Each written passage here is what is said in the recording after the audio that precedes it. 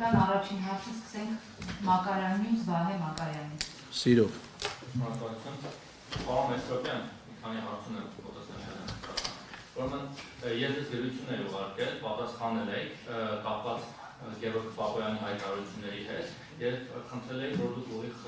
արձագանք եք, արդյոք Պապոյանը ճիշտ է ասում, որ հեծի նախկինում վերջրած վարկերը մտել են սակագնի էլեկտրաէներգիայի սակագնի մեջ։ Դուք չեք հաստատել Պապոյանի ասածը եւ ինչ-որ տենց խուժուշ պատասխան եք տվել, որից ամենայն դեպս հաստատում չկար, ավելի շատ թեքման էր նման։ Ես հիմա նորից ուզում եմ հարցնել, քանի որ այս թեման շատ է շահարկում։ Արդյոք հեծի կողմից նախկինում վարձակալած ավտոմեքենաները, վարկերը, պահեստները, այդ ամեն ինչը, որ հիմա շահարկում եք թվականների կողմից, դրանք մտել են էլեկտրաէներգիայի սակագնի մեջ, թե չեն մտել, այսինքն քաղաքացին սպառողը վճարում է դրանց համար էլեկտրաէներգիայի սակագնի չափով, թե չի վճարում, խնդրում եմ ուղիղ պատասխանել, այո, թե ոչ։ Մի բան էլ, վթարները հեծը խլելուց հետո վթարները մի տեսակ շատացել են, ես տեղյակ եմ, որ մոտ 40%-ով վթարները ավելի են շատացրել եւ սա կարծես թե խոսում է խոսքը միջև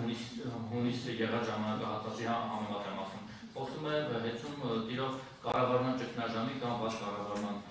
մասին, որովհետեւ նաեւ հեծում այն մարդիկ, որ դեռ մնացել են աշխատում են, շարքային էլեկտրիկներ, իրենք եւս ասում են, որ վթարի հետ կապված խնդիրներ չեն կարողանում սպասարկել, չեն ուղարկում եւ այլն։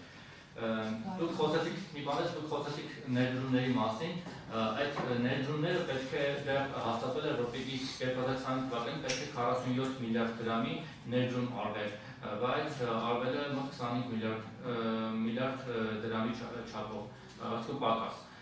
Հիմա կասեք ինչ չի կատարվել այդ ներդրումները։ Շատ լավ, սկսենք վերջի հարցից, նախ երևի ուշադիր չլսեցիք, ես իմ զեկույցում ասեցի, որ էլեկտրաէներգետիկայի համակարգում ներդրումները արվել են 37 միլիարդի չափով, բայց դուք ճիշտ եք նկատում,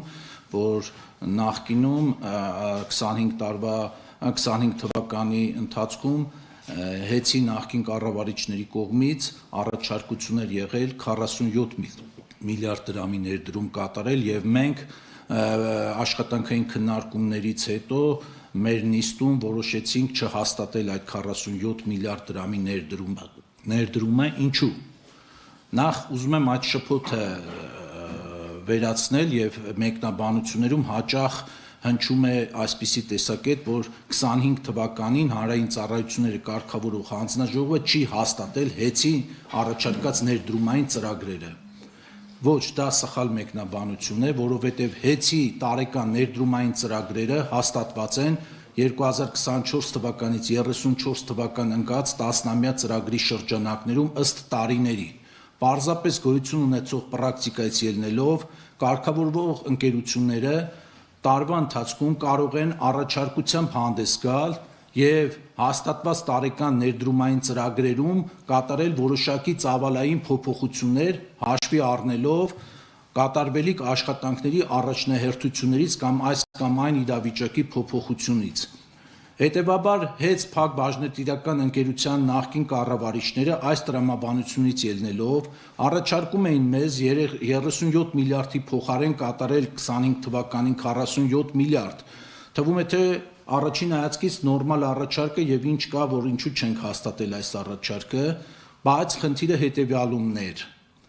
Գոյություն ունի որակի ցուցանիշներ, հասկացողություն հանձնաժողովի կողմից սահմանված եւ այդ որակի ցուցանիշները ուղիղ կապված են անջատումների քանակի հետ։ Կլինի դա պլանային անջատում, թե վթարային անջատում։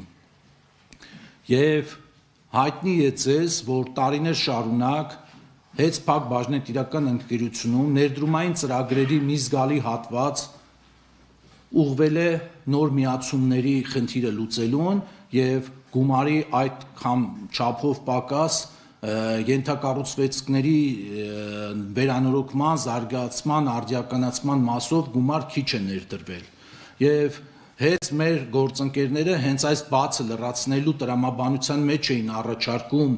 այդ մոտ 10 միլիարդ ավել ներդրումը իրականացնել 25 թվականին, բայց պայմանով, որ այդ պլանային անջատումների քանակը, երբ որ այդ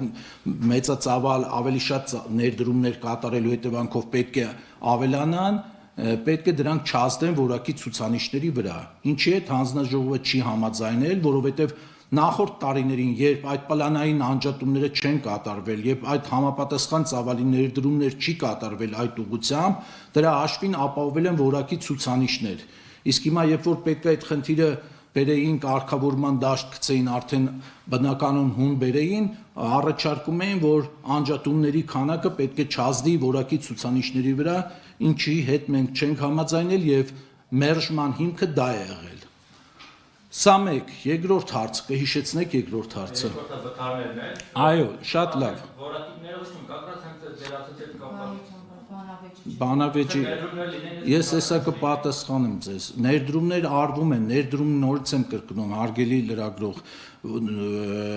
երբեք մի մտածեք, որ մեր նման որոշմամբ հեցի ներդրումային ծրագրերը խաթարվել են կամ բնականon ընթացքը խափանվել է։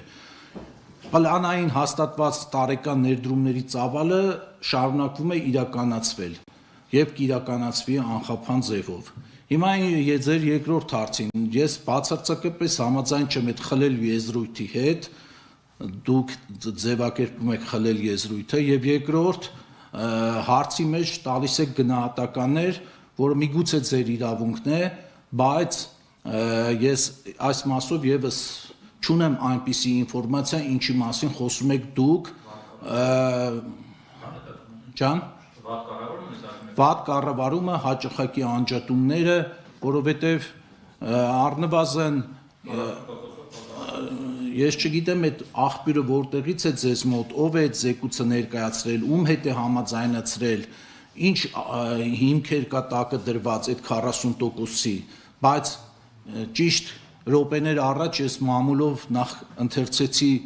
ներկայիս կառավարիչի հայտարարությունը այն մասին, որ հենց Փակ բաժնետիրական ընկերությունում հունվար ամսին հավելագրման որևէ դեպքեր չեն արձանագրվել, չնայած դրան ես որոշակի քանակի դիմում բողոքներ ստացել եմ այդ մասին քաղաքացիներից, որոնք որ որոշ դեպքերում պնդում են, որ իրենց մոտ հավելագրման երևույթ են նկատել, կասկածներ ունեն եւ մենք մեր ընթացակարգով այդ դիմում բողոքների հետևից կգնանք անպայման, բայց դրան ավել եմ նաեւ հակառակը, որ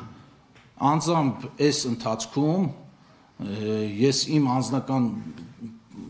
օրինակն եմ ասում, շատ են եղել փողոցում դեպքեր, երբ անծանոթ քաղաքացիներ ճանաչելով ինձ պարզապես մոտեցել եւ շնորհակալություն են հայտնել, չնայած ես կոնկրետ այդ process-ի հետ բուն կառավարման հեցի կառավարման գործընթացի հետ ներկա փուլում որևէ կապ չունեմ ի պաշտոն է, բայց այնուամենայնիվ մարդիկ մոտեցել եւ շնորհակալություն են հայտնել, որ այն պահից երբ որ ժամանակավոր կառավարման է հանձնվել հեծը, իրենց մոտ հոսանքի այդ վճարները 3, 4, 5000 դրամով պակասել են։ Իրարամերժ տվյալներ են, դուք պնդում եք, որ հակառակն է տեղի ունեցել, ես իմ տեսածն ու զգացածն եմ ասում, մենք վստահ եղեք, այդ ամեն ինչը կուսումնասիրենք, հատուկ ուսումնասիրության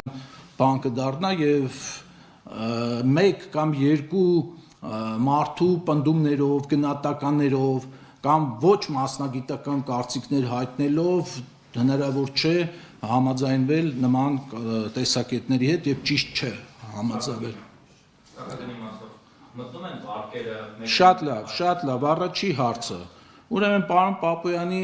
հայտարարությունների հետ կապված, եթե կոնկրետ պատասխանեմ, իսկ մենք այնուամենայնիվ ձեզ գրած նամակում բավական կոնկրետ ենք պատասխանել, ինչքան էլ որ դուք ասում եք խուճուճ բաներ են գրել, խուճուճ բան մենք ստեղ չենք գրում, որևէ մարդու եւ որևէ դիմումի, այլ բան, որ միգուցե մասնագիտական բանը չի հերիքել, որ գրածը ճիշտ նկարեք, բայց ես լրացուցիչ նորից մեկնաբանում եմ։ Մեթոդաբանության իմաստով, այո, վերցրած վարկերի տոկոսները, իսկ խոսքը գնում է ոչ թե վերցրած վարկերի, այլ վերցրած վարկերի տոկոսների մասին։ Վերցրած վարկերի տոկոսները չեն մտնում սակագնի մեջ, բայց պարոն Պապոյանը բացի էկոնոմիկայի նախարար լինելուց հանդիսանում է նաև քաղաքական գործիչ եւ ինքը երևույթին տվել է ըստ էության միգուցե նաև քաղաքական գնահատական այն իմաստով, որ հենց Փակ բաժնետիրական ընկերությունը ինքը կրիտիկական կառուցվածք է, ենթակառուցվածք է եւ այդ կրիտիկական ենթակառուցվածքում կամ ենթակառուցվածքներում անթույլատրելի է որպիսի ֆինանսական կառավարման եւ տեխնիկական կառավարման եւ որևէ առումով ամենաթողություն տիրի եւ հատկապես ֆինանսների միգրացիայի խնդիր տեղի ունենա հակառակ դեպքում վերցրած վարկերը եթե ինչ-ինչ պատճառներով չկարողանային հետ մարել եւ կամ ծայրահեղ իրավիճակի հասցնեին այստեղից վերցնել մյուս ենթակապալառուին փող տալ կամ կապալառուին փող տալ կարող էր հանգեցնել իսկապես կոլապսի եւ ամբողջ հանրապետությունը կանգնեցնել փաստի առաջ այո այս իմաստով համաձայն եմ պարոն Պապոյանի հետ բայց կոնկրետ վերցված վարկերի տոկոսները մեր հաստատված մեթոդաբանությամբ չի մտնում սակագնի մեջ Ես նորից եմ կրկնում, ձեր հարցին արդեն ընդհանուր պատասխանեցի։ Ում պնդումներն է սխալ։ Մեքենաները, վարձակալության պահեստները, վարկերը մտնում են, պատմեն սխալ են ասում։ Դուք լավ է որ հերթեցիք։ Ես պատասխանեցի ձեր հարցին արդեն, Վահե ջան։ Հաջորդ հարցը։ Հաջորդ հարցը Արմատ մեդիա Ամալիա Առաքելյան